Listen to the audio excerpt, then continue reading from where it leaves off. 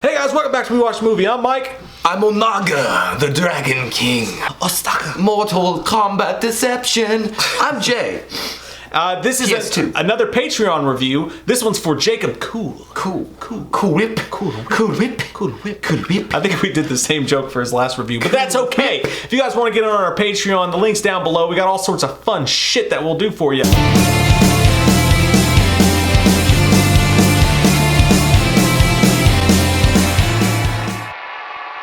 This one is called Zombieland. That's right, Zombieland. Woody goddamn Harrelson. You know what that was about? Zombieland is really just my overall pick of the chickies when I'm trying to date. You got a pretty mouth. Welcome to Zombieland. It's an amazing ass movie. It's like my top 3 favorite zombie films of all time. You've got Shaun of the Dead, you've got Dawn of the Dead. Yeah, Dawn of the Dead, and then you've got this one as my top 3. You're not going to throw Return of the Living Dead in your top 3? No, Dawn of the Dead. I love Dawn of the Dead. Maybe Day of the Dead better, actually. George Romero's Day of the Dead. Yeah, it'd be Shaun of the Dead, Day of the Dead, and then this one. And then Return of the Living Dead Part 2 and all that stuff is in there. But there was something cool and unique about this film. Like, overall, it had like a music video quality to it. And it's got like, a Scott Pilgrim going with it, as well as a mix with Shaun of the Dead and some badassery Snake Plissken shit. Call me Snake. Also on the back end with some Woody Harrelson with a cowboy hat. Fucking selling you tractors since 1975, Tractor Supply. That's how he felt. But yeah, and then you have Jesse Eisenberg, which this is the kind of film where he shines the brightest like a fucking star. He is actually really good in this, and I'm not a big Jesse Eisenberg fan overall, but I do like him in stuff like this and Social Network. I think he really does play the part of an asshole, just kind of like a passive-aggressive asshole perfectly, and I should know we can smell our own. So I do like him in this film, but every time he talked and every time he was just talking to Woody Harrelson and trying to be cool or whatever, or just trying to, move along the conversation, much like I'm doing now, I always wanted him to say, because I guess it's just leftover, if man won't kill God, then the devil will do it! Like, because I just wanted to freak out sometimes, from Justice League. I will concur that you're a passive-aggressive asshole. But most importantly, I liked him in this movie too, because he's playing... He's playing himself. He's playing himself. Yeah, like he just looks like kind of, just to be fair, he looks like kind of a nerdy guy. Magoo. His whole character is like, I'm scared of everything. I'm Michael Cera in every movie Michael Cera's ever been. Yeah, they're cute brothers. Which totally, and good for Jesse Eisenberg, because with the help of the Ali Bitude, David Fincher, and the Social Network, he moved out of that realm of that playing that. Still Eisenberg's best movie. Yeah, definitely, and best role. But he moved out of that typecast character. He moved from the nerdy Michael Cera kid into the kind of assholic smart guy with that. But good for him in his career that he did that. And what I always found annoying about this movie, though, it's cool, and I think Ruben Fleischer, the director of this, he's fucked up trying to do this in his other movies too. He's the director of Venom coming out, so we'll see how that goes. But like with the rules thing, like at first it's cool. Like the movie starts out, and dude, don't you love movies that when they start out they're like they freeze frame and they give you like stats for each person, like Can't Hardly Wait did or something. I love it.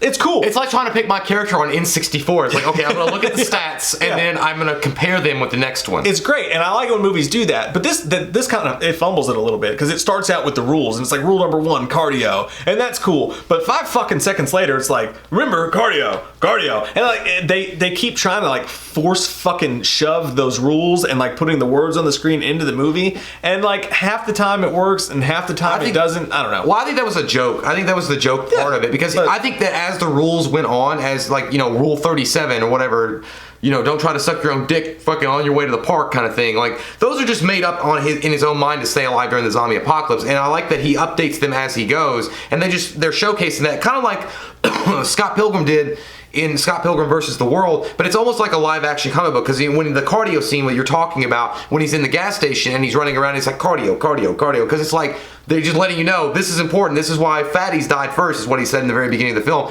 By the way, just talking about the very beginning of the film, the way that it opens with that slow-mo fucking camera with the Metallica song going in the background, badass as shit, because that's exactly what, when that goes on, you know what kind of film you're in for, because it's really cool as shit. And I really think it's awesome that they finally got footage that they can show in cinematic films of the Trump supporters versus Hillary supporters. Like, it was insane what was going on there. But yeah, that was a really cool thing to see, and immediately it sets the tone for the film. And with the narration of Jesse Eisenberg going on as well, you're in for a different kind of zombie apocalypse movie, because that's what it is. It's a zombie apocalypse movie, but it's turned on its head and it's made into pretty much a live action comic book at the same time, which I did dig. I thought that was a really unique perspective and different idea that they've ever done before with a zombie movie. I mean, Shaun of the Dead did their own version, which was great. That's why it's my number one. But this is still in the top 3 just because it's something different, and it's almost something like you could pick it up at a local comic book store and read it, and you'd be like, oh, I've never read anything like this before. I've never seen anything like this before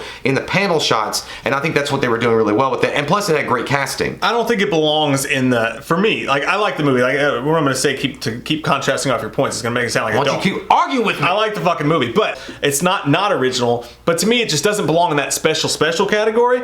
But at the end of the day, Woody Harrelson's my favorite part. Well, I think that you should just have a Twinkie. I should. Woody Harrelson's my favorite part of the movie. I think he takes it to the next level up. He makes it.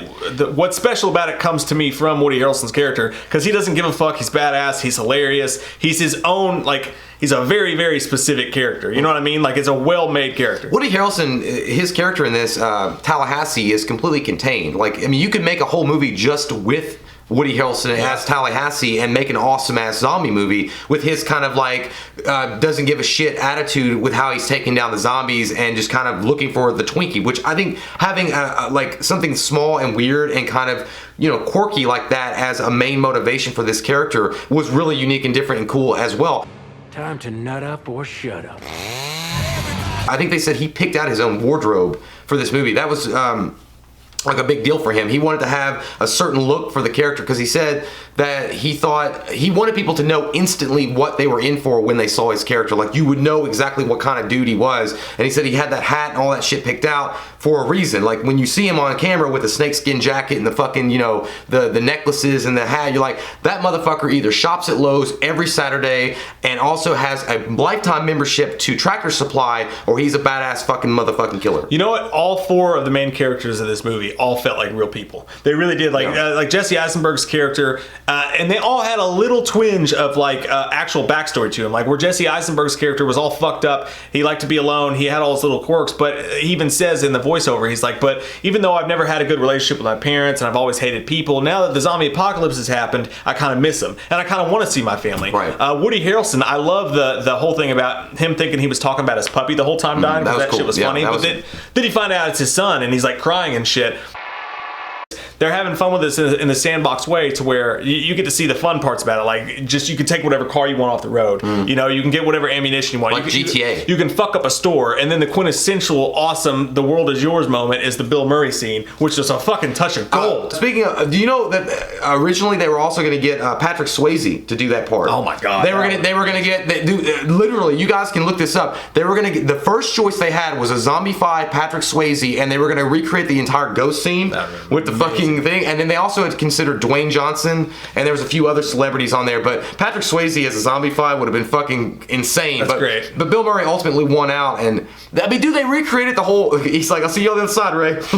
It's fucking like, you could just imagine hanging out with Bill Murray, getting stoned, and acting out the fucking Ghostbusters scenes. It was great, dude. It was great to see Bill Murray in that. That was the highlight of the entire movie for me, totally. You know what? This is what I feel about this movie. Like, I feel like you had 4 really good actors in a movie. They got along well. They were likable. It was a fun idea for a movie. I think a lot of shit had this movie pointing towards, like, really, really special. Right. You know, like, really, really special. There's so much good stuff in it. I don't mean to keep being fucking negative Nancy here. Maybe it's because I've shaved and I'm wearing a hat and I look like I'm a fucking shitty golfer. You look like a fucking Mormon. I look like a off-duty Mormon. I look like a shitty fucking Tiger Woods created golfer, you know? Yeah. But I'm gonna give him a t-shirt. He's gonna make the green jacket. I'm gonna give this nerd a t-shirt. He's gonna look cool on the golf course. You look like an asshole that would go to the golf course and fucking annoy people. Like, Tiger sucks. Mickelson's the best. I do. It's true. I look like a shitty caddy, but. At the same time, I see all the awesome things about this movie, but I think that the director fucked it up a little bit. Between the director or the screenwriter, this movie just, to me, it doesn't capitalize on all the special shit it has going for it. So for me, at the end of the day, it's an 8.5, but I sound like I don't like it. The only reason is because I feel like it could have been a 10 if it were handled a little bit better. They had something super special, and the movie's enjoyable and it's funny, and the character's likable, but it just, I don't know. They didn't take it to the sun, Steve. I don't know.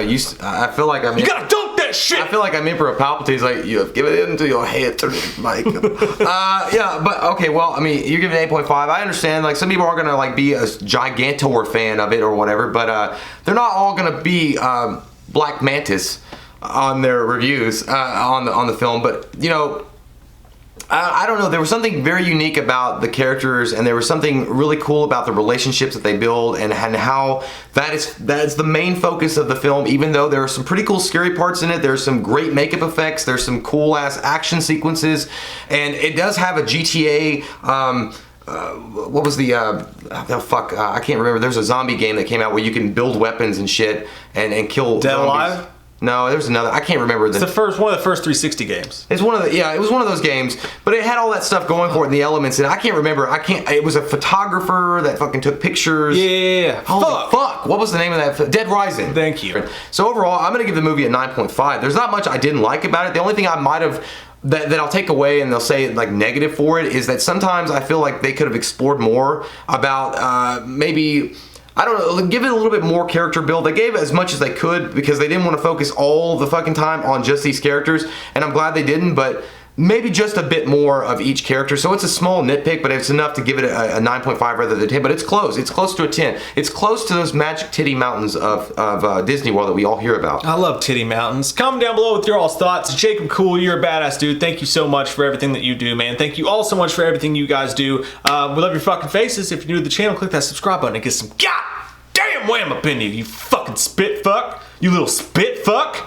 You little spit fuck. Can you say it one more time? You little spit fuck. He can. We watched a movie. Yeah. We watched a movie. We watched it. We watched a movie. Yeah. You know what? We did a review. We watched a movie. We watched a movie.